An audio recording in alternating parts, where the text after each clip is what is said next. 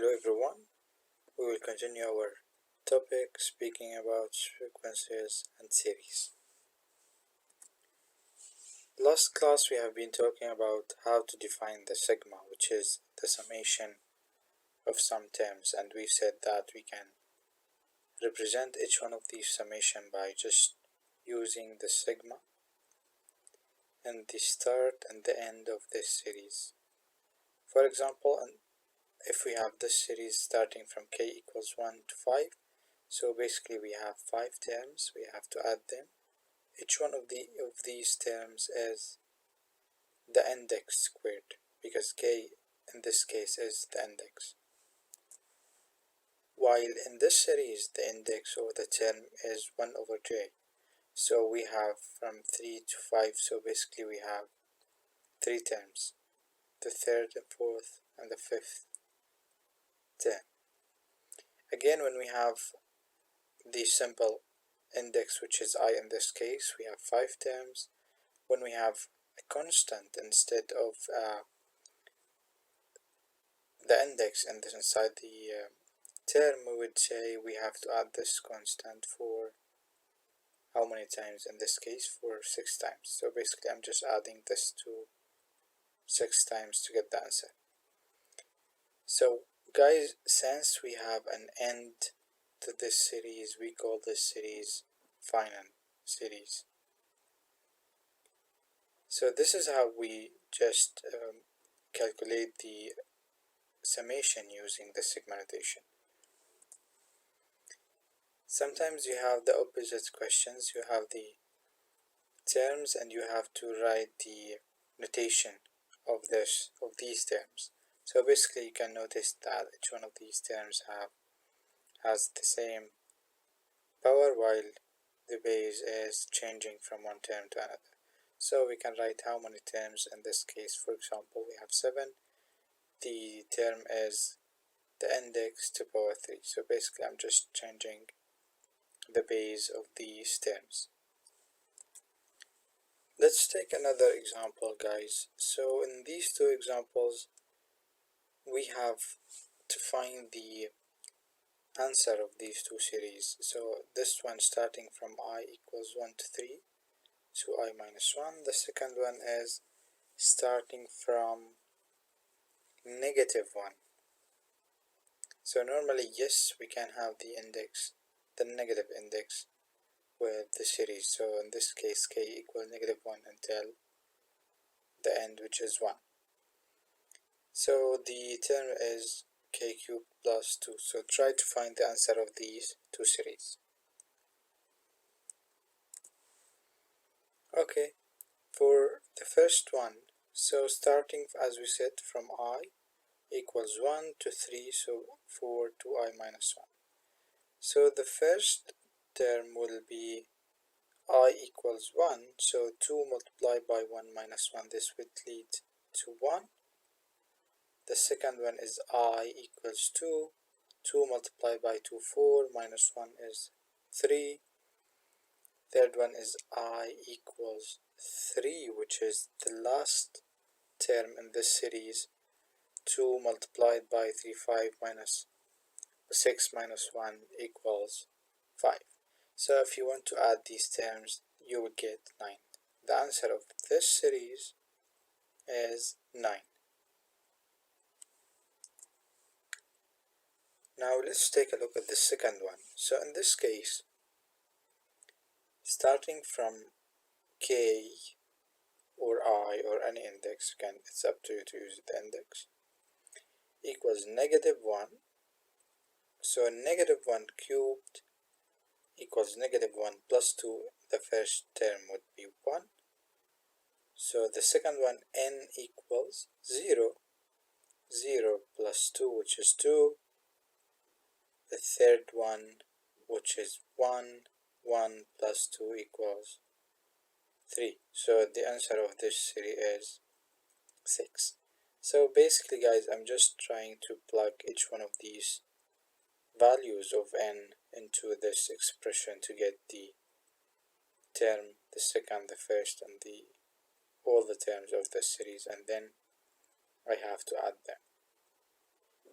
But the question is, guys, do I have to do all this addition when I have, for example, if I have instead of 1, I have 1,000,000 terms? Do I have to do the addition, or do I have a formula to just simplify this? Yes, we do have. Sometimes we do have formulas. So if the answer or the number in this case instead of 1, it's 1,000,000. So okay, I can add these 1,000,000 numbers, but this would take a time. So instead of that, sometimes for each one of these series I have a formula that gives me the answer immediately. Just plug numbers and you will get the answer. So let's take a look at some types or some of these series. Take a look, guys, at these special or useful series. Look at this first one. So technically what I'm using in this one is I'm just adding a constant number for how many times, for n times. So I'm just adding this number from 1 to n. So basically I'm adding c plus c plus another c plus c plus c n times. So instead of the addition of all these terms, immediately I can use the n, this, multiply this n by c, I will get the answer immediately. Another useful series, if I'm adding a number or an increasing number, so from 1 to n, example, if n is 10, so I'm just adding the number from 1 to 10. 1 plus 2 plus 3 plus 4 plus 5 plus 6, 7, 8 until 10. So if the number here is 1,000,000, so instead of adding the number between 1 and 1,000,000, immediately I can use this formula, which tells me instead of n we have 1,000,000, 1,000,000 multiplied by 1,000,000 plus 1 over 2. So instead of the addition, immediately I have a formula which gives me the answer or the final answer of this series. Again, in the case of where we have k cubed, so I'm just adding the cubed numbers between k equals 1 and n. So instead of the addition, I can use this formula, which gives me the answer immediately. Again, at the same way, if we have k squared, I'm adding the squared number between 1 and n. I'm just plug the number instead of n and you will get the answer. But maybe you have this question, why do I have? How to prove that the answer is this formula? Why do we have this formula? Why it's over 6? Why it's like this? Why it's not this? Why it's not this? Guys, behind these formula we have proof for each one of these.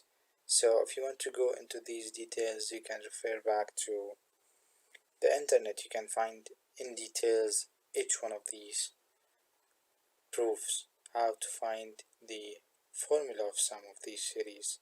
But for the time being, you can use these formulas just to find the answer.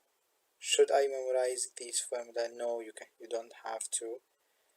Okay, sometimes we have simple formula like this one, it's obvious, but normally I don't have to memorize these formula. But this is how we use the formula to find the answer of the series. Sometimes, guys, another type of series, which is, we call this infinite series. So let's say instead of the end index we have infinity. So basically I'm just adding all the numbers away until infinity. So immediately you would tell me that the answer is infinity because you are adding infinite numbers. So the answer would be infinity immediately. So adding the number from 1 to infinity of any number, this would lead to infinity. No, guys, it's not the case always. Sometimes, yes, we do have infinity as the answer of this infinite series, but another time we have a number instead of infinite number. And in the case where we have a a number, a singular number, as an answer of this series, we call and we say that this series converge on a single number, not infinity. So let's take an example to show you that it's not always the case, it's infinity. Look at this example. You are adding the fraction 1 over 2 plus 1 over 4 plus 1 over 8 plus 1 over 16 until infinity. He's saying the answer is 1. Guys, adding these numbers will give me 1. How it's 1 and why it's 1. So I will not prove this, but you can take a look at this squared. If you want to add 1 half plus 1 over 4 plus 1 over 8 plus 1 over 16 and so on. So basically you are still inside the 1, which is the square. How to represent this by a series? We can write n equals 1 to 8 over 1 over 2 to the power n. So I'm just adding all these numbers to get 1. So this is a convergent series, so I can use this later to define how to use the integration of functions. Thank you guys, hope you enjoyed the class.